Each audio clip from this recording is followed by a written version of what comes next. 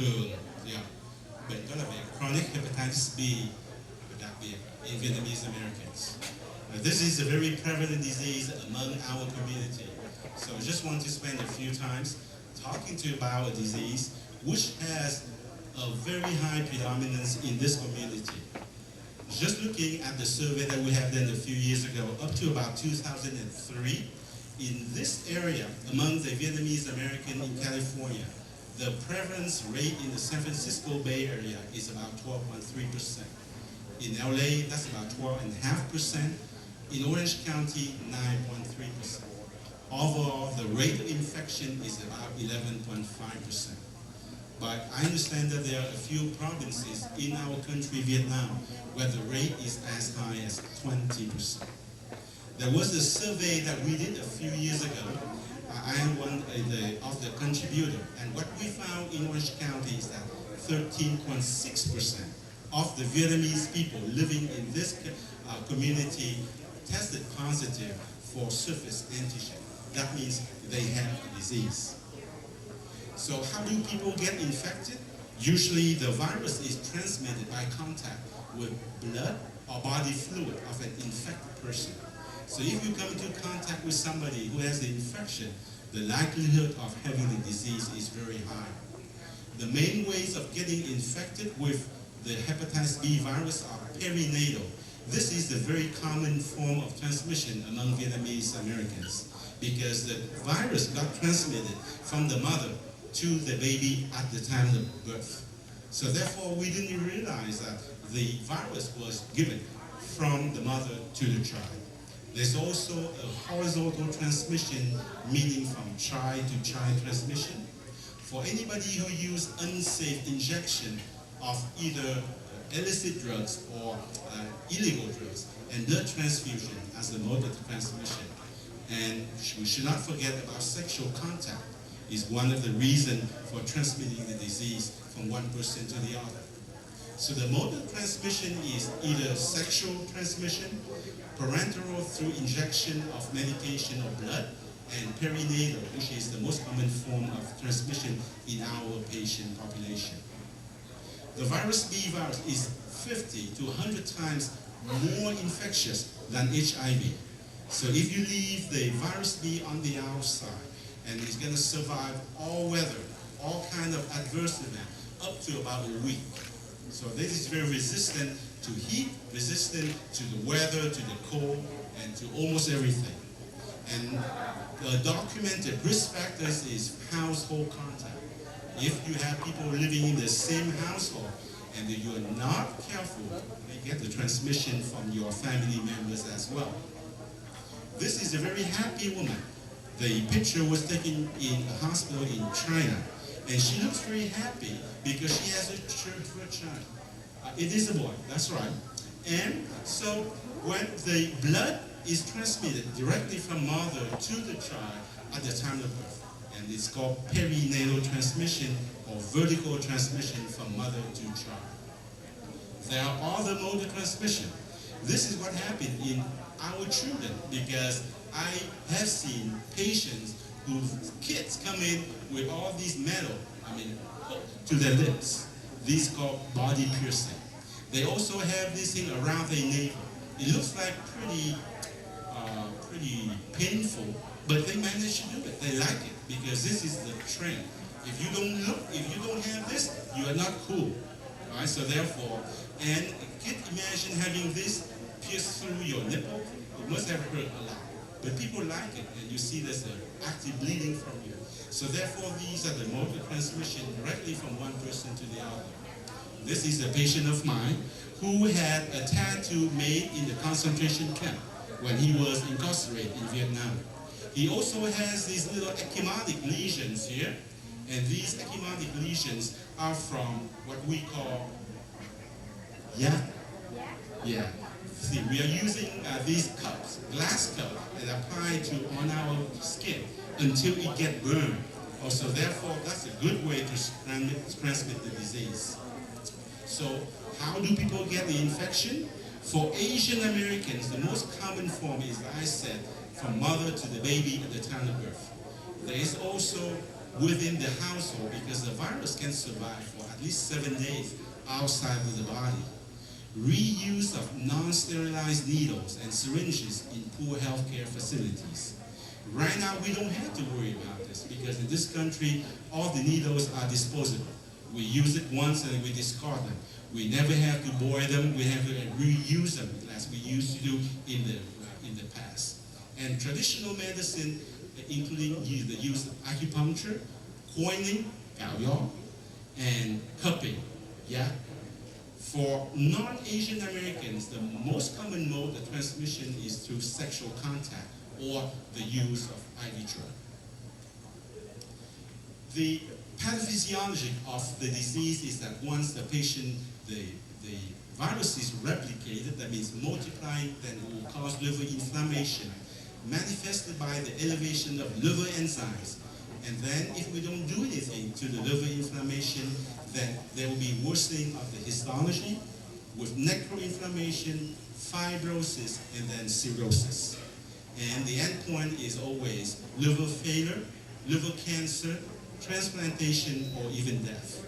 So this is the most feared complication of the disease, liver cancer and liver cirrhosis.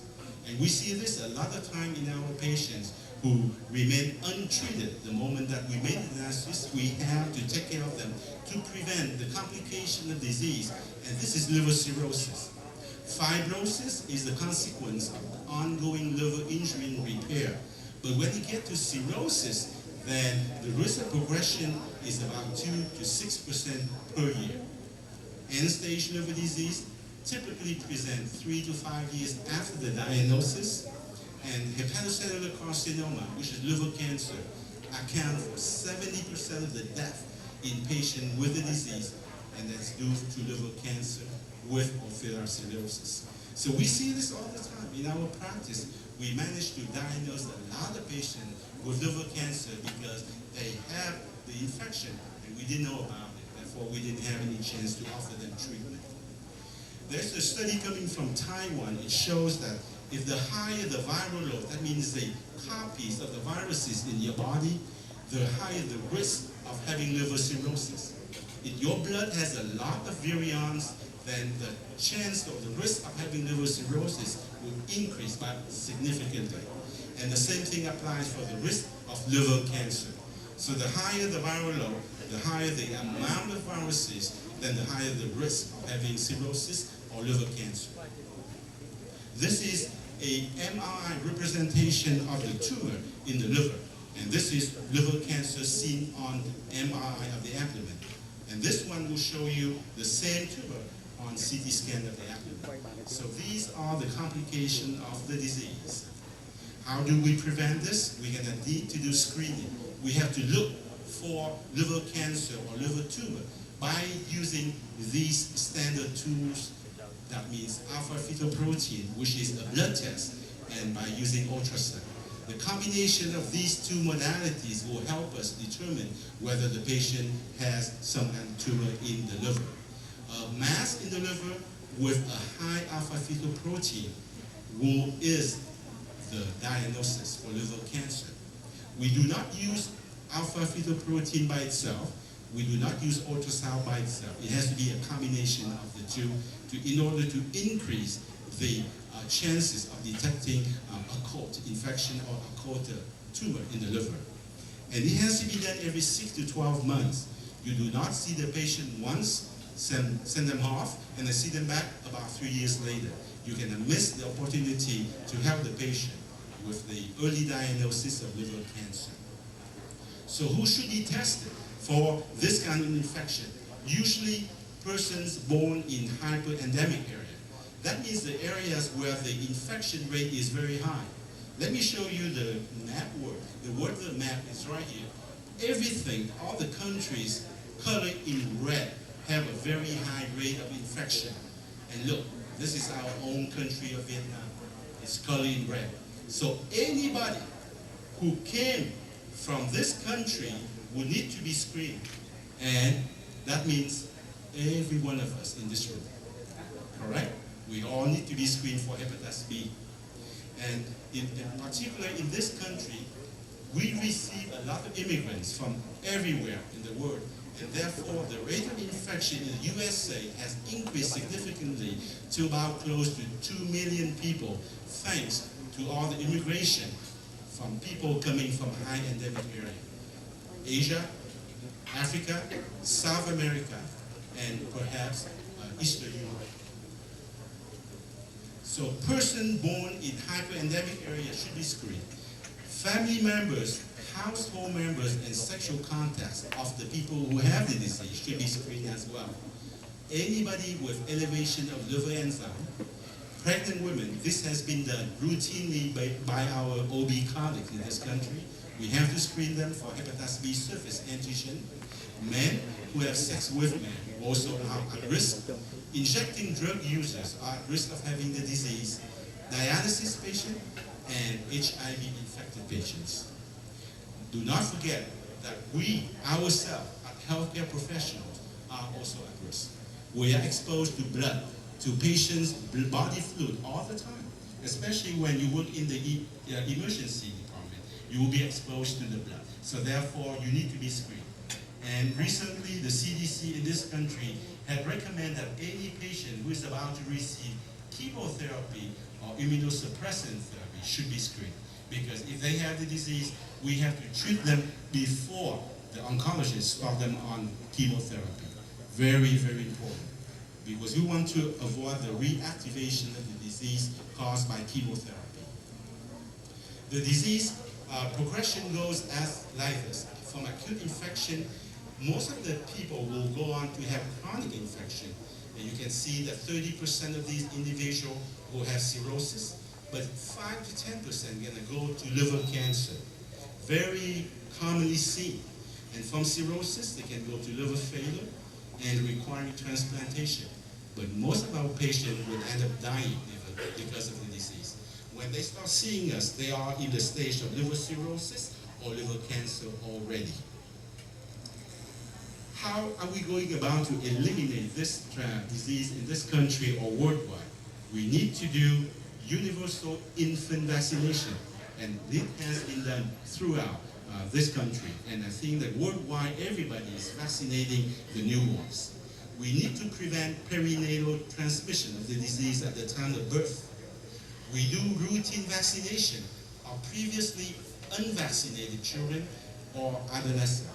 And we need to vaccinate previously unvaccinated adults as well. So if we are as adults in high risk group because we came from Vietnam, we probably will need to be vaccinated if we do not already have the antibodies against the disease. We based this on the results that Taiwanese had done many years ago, when in 1984 they started implementing universal vaccination to newborns. And you look at the bar graph, after 10 years and 15 years, the rate of infection had dropped significantly to now, 2010 is almost zero. That is thanks to the vaccination program. So with the vaccination, they also prevent the incidence of liver cancer. In 1991, 81, there's about this 7 per 1 million people got infected the liver cancer. However, after the end of the infection, the vaccination program, you see there is a significant drop. So therefore, I always told my patient that hepatitis B vaccine is a cancer-preventing vaccination. It prevents liver cirrhosis, it prevents liver cancer very easily. So, who should be vaccinated? These are the people who need to be vaccinated. Household and sexual or needle-sharing contact of patients. We vaccinate healthcare workers like ourselves and public safety workers. Patients with more than one sexual partner will need to be vaccinated. And patients with end-stage kidney disease or chronic liver disease. Travelers to regions with high or intermediate prevalence of the disease. If you decide to go to Africa next summer, then you better require vaccination to prevent the transmission of the disease. And anyone who's seeking prevention, protection against the disease would be vaccinated. And individuals infected with HIV or any other sexually transmitted disease would require vaccination. Men who have sex with men, users of IV drugs, and finally all newborn and previously unvaccinated children and adolescents. So the recommendation right here is now how we can recommend to our patient the moment we diagnose that they have the disease. Usually we'll tell them, do not drink. Right? Alcohol and chronic hepatitis B do not go together. But then the patient will ask you, but I can drink a little bit. So I say, how much is a little bit? Usually I will say no, expecting they're going to drink a little bit. If you say a little bit, then they're going to be drinking a lot. So therefore, just say no, but expect they're going to have maybe a wine or two every night. We have to test sexual contact of carriers to be sure that they do not have the infection. Perinatal transmission is very efficient, right? And then, because in mothers who have the E antigen positive, the rate of the transmission to the newborn is very high, and about 7 to 90%. And in mothers with the surface antigen positivity, about 20%. And the way to prevent it is to administer hepatitis B immune globulin and vaccination at the time of birth. And that would protect those newborns up to about 90%. So therefore, in summary, 2 billion people worldwide are infected with these viruses, and greater than 350 million have chronic infections. And the disease is transmitted parentally via infected blood or body fluid, including perinatal exposures. And in this country, the infection in the US predominantly is the disease of immigrants. If you refer to the arrows that I show you on the world map, we had brought the disease to this country. Before that, they don't even know what chronic hepatitis B is. So thanks to the immigration pattern from China, Southeast Asia, Africa, this nation is seeing more and more patients with chronic hepatitis B. And finally, we need to continue to put the emphasis on vaccination program for children and adults. We focus our effort on promoting screening for patients or people at risk. And hopefully, in the next few years, I will not be standing here and talk to you about chronic hepatitis B because it will be eradicated from the earth. Thank you very much for your attention, and hopefully, more information will help.